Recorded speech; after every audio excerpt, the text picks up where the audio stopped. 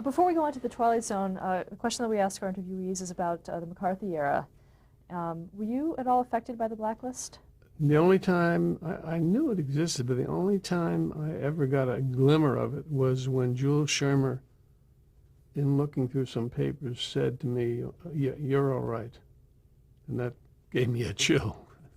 And you knew what he was talking about? Yeah, I knew. I knew. Did you know anyone who was blacklisted? No, we met this writer at some political meeting, and he had been indicted. He'd been accused of all these things, and they found out later that the one they really wanted, who had really been a member of the Communist Party, was a man with the same name. So this guy wasn't even involved. And even though he was completely exonerated, he never worked again because he'd been smeared and it stuck. So his innocence was not enough. That was the only, we met him, and I'm sure he was understandably bitter. Do you remember his name? No. Did the blacklist affect fiction writers, more published writers? I don't think so. Not that I know. I mean, unless they were going to write a book about, the communist hero or something. No, I don't think. I never heard of it. Certainly never had any effect on what I did. I went through the whole blacklist period really unaware of, I would watch the hearings on television, and I was delighted when Edward R. Murrow did what he did. But personally, I was not emotionally involved with it. Around that time, what kind of things were you personally watching? Did you have a specific interest? What kind of what? What kind of television were you watching at that time? Well, at the time, it was very prosaic. We used to watch I Love Lucy, and we used to watch Car 54, and we used to watch, we'd watch Twilight Zone, of course, and I would watch Lawman. Nothing. And then when I was back east, when I was single, I used to watch, Playhouse 90 and the Philco Theater and all those things. As a matter of fact, I used to go out of my way back then to watch Bill Shatner in things because I thought he was such a marvelous actor. That was a long time before I met him. Did you have any aspirations to, say, write for Playhouse 90 or any of the...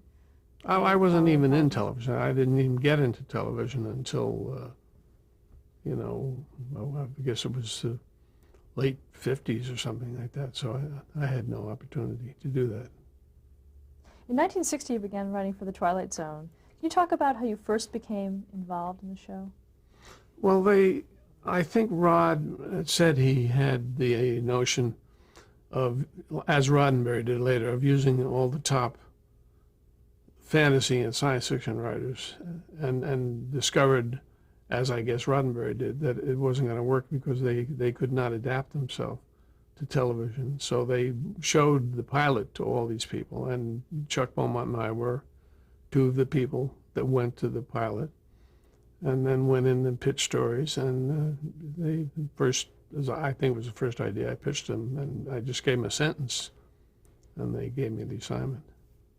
But they knew that both of us were familiar with that field and had stories published in that field, and were very adaptive. We adapted very rapidly to the style of Twilight Zone, which was very specific. How was it explained to you? I don't really think it was. I just, in the beginning, I didn't know that I could write what Rod said myself. So for the first few shows, I think he wrote them himself, and then I discovered that I could do it. And I enjoyed that very much. I would just imitate him in my office, reading these things aloud. And I enjoyed writing those a lot. I don't think they told us any. I don't recall them telling us anything. Maybe they just trusted us, and they could see that when we threw them ideas that we knew what it was he was looking for. Now, do you have any specific memories of that pilot screening? No, I know it was the one about the man wandering around in the empty street, getting more and more panic stricken, and then finding out it was part of the space program. That was Where Is Everybody? Hmm? That was Where Is Everybody? I think was the Yeah, yeah. episode. But that's all I remember. Talk about Rod Serling, personally and professionally. What was he like to work with? Oh, he was wonderful to work with. He was one of the nicest men I ever met. Generous. He always, I presume he did the same for Chuck Beaumont as he did for me. That no word was ever changed. In all the years of all my Twilight Zone scripts, which were like 14, the only actor, at the time they called them actresses, whoever changed my lines and didn't just generally said what I had to say, but I'm very careful.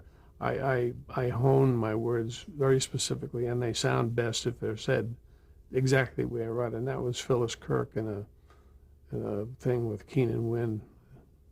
The others always read my lines exactly. But she was a nice woman. I couldn't get angry with her. Now, how did you, when working with Rod Serling, how was that relationship established? Well, we would go in, and I'm sure he was there with Buck Houghton, and perhaps the story editor.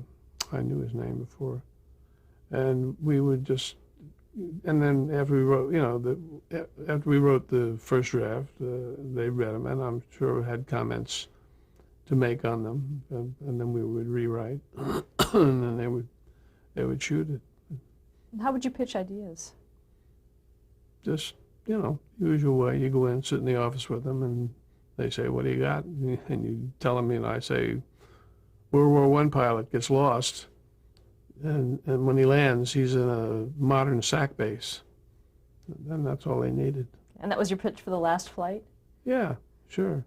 And then I had to think up a plot to go along with it, but the idea itself, the image was so vivid to them and to me that, they went for it right away. Were you also responsible for writing Serling's introductions and... Later on I was, yeah. I wrote most of them. In the beginning, as I said, I didn't know. I thought he preferred to write them himself, but this apparently was not the case. Now, were you considered sort of a staff writer for the show? No. That's years later. I was sued on something, and they claimed I was a staff writer. One of the things they used in their suit was that I was a staff writer on Twilight Zone, which I never was. None of us were. We were just freelance writers. We'd go in, get an assignment or not, write the script. Now, what other writers were hired after you? Well, Earl Hamner did some before he got involved in the Waltons. And George Clayton Johnson did some. And there were too many writers that did enough of them so that I would remember their names. How closely did you work with other writers, or did you not even see them? Oh, I didn't work with them at all. I just went home and wrote my script. Were any of your story ideas ever rejected? Oh, sure, I'm sure. I mean, I did, I submitted this idea, and they thought it was too grim about a guy who creates characters by talking into the tape machine. And in my original approach to it was very grim, very serious, which later on I wrote in prose, and so they published it in Twilight Zone magazine. But they thought it was too heavy. So I don't know whether they suggested or whether I came back to them with the idea of making it a comedy, which they liked. And it turned out very, very well. Keenan Wynn was very good, and Phyllis Kirk was good, and there was a lovely young woman named Mary LaRoche, who I think she did musicals too beside that. And I was the only writer in the entire series who had the privilege of making Rod Serling disappear. Now, how did that come about? This is in A World of His Own was the episode. Yeah, I don't know. I just wanted to know I just did it to see what he thought of it, and he got a big kick out of it. And then they shot it for the last show of the season so that he didn't have to disappear and then reappear the next week. Was there any question as to whether the series would continue after the first season? Oh, I think there were always questions. I think there were writing campaigns. I don't think it was not one of those things where CBS gave its blessing every year. I think it struggled along through all the years that it went. And one year they had to go hour, which probably was a mistake. It was a mistake. Do you know why that happened? No, I don't know why. I think they I guess they thought that our shows were becoming more prevalent on television, and they just thought he should try to do the Twilight Zone in an hour. And I don't mind the two I wrote an hour, but the half hour was the Twilight Zone length. It worked perfectly at that length. Did you have to change any of your scripts due to censorship restrictions at all? I could never use the word God. I used to get ticked off at Rod because he could put God in all his scripts because people could say, "Oh God" or "Dear God," and if I did it, they'd cross it out. I don't know whether you had to change it to "Dear Lord" or what, but that's the only one I can remember. Do you know why? I suppose some sort of religious profanation or something. You don't make the word, the name of God common or something, but Rod could do it. Was it just because of who he was? Probably. Were there any issues regarding sponsorship of the program that you had to watch out for? No, I don't recall anyone ever saying anything about that. It was the type of stories that they would have no effect on the sales of any product that would advertise it. How about the plotting? What were some of the challenges of writing teleplays with commercial interruptions? Actually, in the years that followed, it helped me with my prose because you had to learn how to reach a peak and break off instead of having one long, endless stream. And it was a challenge to have a story. This was the structure. You had to have a teaser that caught their interest immediately. Then you had to have a first act break that left them very much hanging in the air and wanting to see the rest. And then you had the zapper at the end, which would hopefully give them a big surprise. Now, when you were thinking of episodes, was there a specific way that you structured them before you even started writing them in terms of, did you do the ending first or? No, I think I just got used to the structure. In the beginning, I did originals only, so that I knew what the structure was, and I constructed the story that way. Later, I sold some of my stories. Chuck immediately sold some of his short stories. I think it was a little more difficult to fit them into the Twilight Zone structure. Did you retain the rights to your short stories based on episodes? Was that something that you were able to do? No. I sold some short stories for them, but I never made short stories out of. Actually, there was one, the one that Agnes Moorehead was in. The Invaders? Yeah, that that was a story I think it hadn't sold, but it was a very grim story, and again, they suggested I put it on another planet, and maybe, I don't know, it was their idea to have the villains turn out to be spacemen, American spacemen. But then years later, I used that idea again in Trilogy of Terror for the last story of it, with Karen Black being chased around her apartment by a little Zuni doll. It was fundamentally the same story. Were you at all involved in the production of your episodes? No, never. Did you go to the set at all to watch them? Oh yeah, I would watch them shoot. I enjoyed doing that once in a while. I remember, in particular, going to. I would go to rehearsals. I don't know whether I guess they do that now, but at that time I think it was unusual. They would have a 3-day rehearsal period where we'd sit around a table with the actors, and they'd run through the whole script, and I enjoyed that a lot. And the no, I forgot what I was going to tell you. Ask me the question again. I was asking you about how being on involved you were in the production. oh, yeah. I remember going. We had the rehearsal, and it was Lee Marvin and the other fellow, Joe something, who'd been in Marty. Oh, Joe Mantell? Yeah, and we went out on the set, and there was no set. They were just barely putting it up, and I vividly remember Lee Marvin going around making crowd noises to himself to get him into the mood of what he felt like in the story. Let's talk about that one for a minute. It was called Steel. Steel, yeah, he was wonderful. They both were. I liked that very much, and I liked the beginning and end words I had Rod say. For someone who's never seen it, can you describe that episode? Yeah, it was about a warning to writers is if you're going to write about the future, write it really in the distant future. Because when I had the story, this was one of the stories I published, and I posited that after a war, or after some period, boxing was outlawed. And so they had robots fighting each other. And I think I said it in 1976, which, I did that for I Am Legend too, the distant future then when I wrote it.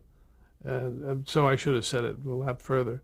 But he has a rundown android called Battling Maxo. And they just go to this little jerkwater town somewhere in Kansas that they've gotten a bout. And while the mechanic is testing it, a spring breaks in the arm of the thing, and they know this is only money they can't even get home if they don't get the money for this. So Lee Marvin goes in to the fight as a robot himself to fight this robot, and of course he doesn't have a chance. He gets battered to pieces, in one round. But then, he's lying on the floor in the dressing room. He said, "Go get the money," and they only get half the money. But ever the optimist, he said, "All right, we can get some pace for the arm and get a new spring and all that." And the idea was that he was just indomitable. Did it look the way you pictured it when you wrote it? Well, nothing ever looks exactly, that's impossible. I can't remember. There was one that a pilot that they had made that Irvin Kershner directed that I felt as though he had looked in my brain to see what I had seen. But, I mean, they have their own way of doing it, but it's not any less. Although very often I'm disappointed in how it's directed or how it's acted in particular. Did you ever think about directing some of your own work? I thought about it for a time. This agent said, if all you're going to do is direct it to protect your writing, don't do it. And I discovered consequently that's the only reason you should go into directing is to protect your own writing. Why else go in unless you want to be a director? But I never did, and I could have gone into production. I could have become a producer. But I'm a homebody. I like to stay home and write my scripts or write my novels or whatever I'm working on.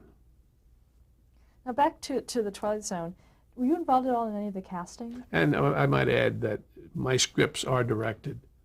If you follow my scripts precisely, they're being directed. And what were you saying? I was asking you about whether you had any involvement in the casting of the Twilight Zone episodes. No. That's an occasional disappointment. But generally speaking, he had some very good actors working on his show. Were you consulted on script changes? There were never any script changes that I know of. I mean, they always, when I see them, they're what I wrote. We talked about some of the Twilight Zone episodes that you wrote, but I'd like to mention a few other ones if you have anything, if you can say a little bit about the plotting and any thoughts about I got the idea for the first one that Bill Shatner was in. Well, my wife and I were in a coffee shop, and there was this little answer machine there that gave you a yes or no answer to a yes or no question.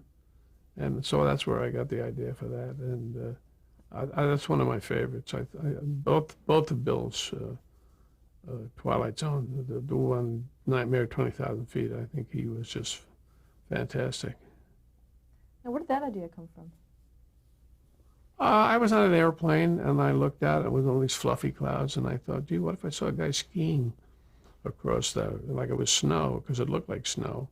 And then when I thought it over, that's not very scary, so I turned it into a gremlin out in the wing of the airplane. And it was published as a novelette first. Then I sold it to Twilight Zone. Do you remember who played the gremlin on the wing? Yeah. The one who played it, if he hadn't had that costume, if they just sort of gnarled him up a little bit, looked exactly like the way I described him in my story. And it was Nick Cravat, Burt Lancaster's old partner. I mean, the one they had was, it looked like a woolly bear. And the monster in the movie was much better, although I didn't care for the way the story was done. Oh, so you didn't? Did you do that story? Yeah, I wrote most of that script. Yeah, I didn't. Lithgow is a wonderful actor, but and he did the best he could. But I think he was asked to do an impossible job to start at 100% hysteria and work your way up from that. Whereas when Bill Shatner did it, he was trying to control himself the whole time because he'd had a mental breakdown, and it was much more, I think, gripping that way. Now, did a lot of your story ideas come from your life? Yeah, they come. I used to get, when I used to read a lot of science fiction and fantasy, I might get an idea. And as I said, I got an awful lot of ideas from movies. But sure, in life, you're talking to your family, your wife, your son, your daughter, and some little thing is said, and suddenly you think, oh, that'd make a good story. Like Little Girl Lost, that was something that happened in our life. Our daughter, our older daughter, Tina, was crying, and I woke up, and she wasn't on the bed. And I thought, oh, gee, she fell on the floor. And I felt on the floor she wasn't there. I thought, oh, my Lord, she went under the bed. I felt under the bed. I couldn't feel her. And I finally had to stretch all the way to the wall before I found her. She had rolled all the way to the wall. And so I, after accompanying her, my first notion was, oh, there's a story. That's what happened, the day Kennedy got shot, and a friend of mine and I were playing golf, and when we were driving, we quit playing golf, of course, and we were driving through the pass, and the truck tailgated us for the whole thing, and we finally had to pull off the road into a swirl of dust, and we were both infuriated and tremendously traumatized by not only Kennedy's assassination, but by this incident. And then as soon as I calmed down, I wrote the idea on the back of the envelope. I didn't write it right away, but that's the way the writer's brain works. It's kind of horrible. It's kind of gruesome that a writer will go through some awful experience, and once he has lived through it and his nerves have settled down, he'll usually think of an idea for a story based on what just happened to him. I just want to clarify that became Duel, didn't it? Yeah, right. Back to Twilight Zone, I want to go over a few more episodes. One is A World of Difference. That was Howard Duff. That photograph I showed you was taken by Bill Idelson, who was in that. He played one of the crew in that. I like very much stories that question the validity of what's real and what's not real. And I guess I just thought, what if a guy went in his office, started to make a phone call, and all of a sudden he heard someone say, cut, and he looked up and thought he was on a movie set, and he was a movie actor, and he was totally taken back by that and didn't know what to make of it. So that's how that started. And Howard Duff, I thought, was very good. I think he was very happy with it. His wife, Ida Lupino, bought him a copy of it. Another one is Once Upon a Time with Buster Keaton. Yeah, I met through a writer friend of mine named William R. Cox, who was a Western writer, a sports writer, everything. And I met Keaton at his house several times, and we went once to, he had a house out in Canoga Park where he had a little toy train that would take drinks out to you out in the backyard. And so I said to them at Twilight Zone, how about a Twilight Zone with Buster Keaton? And of course they said, yeah. And I wrote the script. That was one of the ones I was disappointed in. I realized later that it was because of the costs would have been prohibitive of what I wrote. But my script, as in the one with Agnes Moorehead, went very rapidly, from beginning to end, extremely rapidly. And they took out some of the really quick scenes and put a scene, what I thought an interminable scene in a repair shop where they just kept kvetching back and forth. And that, it was not, he did a nice job with what they let him do, but I think he could have done more. And he and Stanley Adams did an old gag that he and Fatty Arbuckle had done once. What was that? Oh, well, they're walking, I think he's walking behind Keaton, and he has to change, like his pants are torn. He has his underpants on. So Stanley Adams, I think, grabs some pants, puts them down, and Keaton throws his legs up in the air. When they come down, they're inside the pants, and he pulls the suspenders up on him. So that was all done in one rapid movement. Now, was the idea to do it as a silent film? Was that your idea? Oh, yeah. I in the modern area, I didn't think of it, but certainly the beginning and the end, it was my idea to do it as a silent film.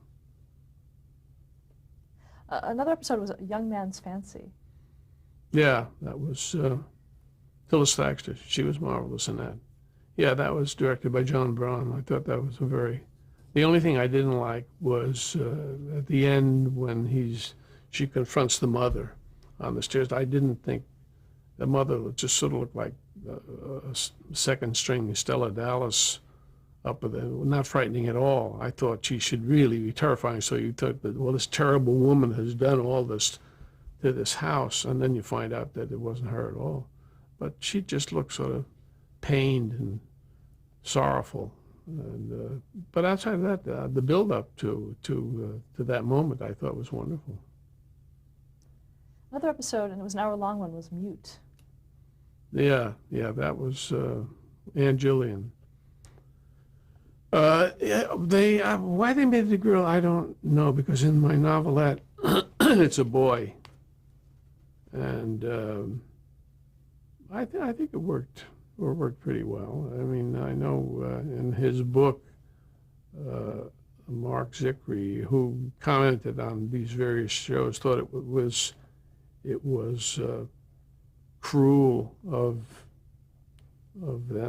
this man not to take the girl back to her to what she was before, to telepathic studies and everything.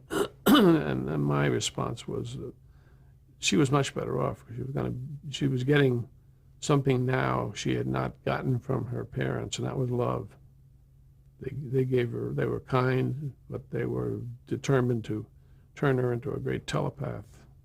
And I thought this ending was, I have a tendency to do that. The second Twilight Zone I wrote, the one Joe Dante directed, which was based on the story about the little boy who had this family under terrorized control because he could do anything he wanted.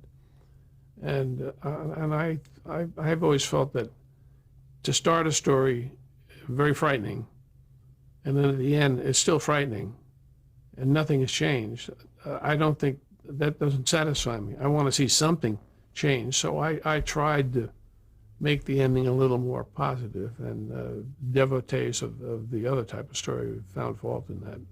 Let's stop there to change the tape.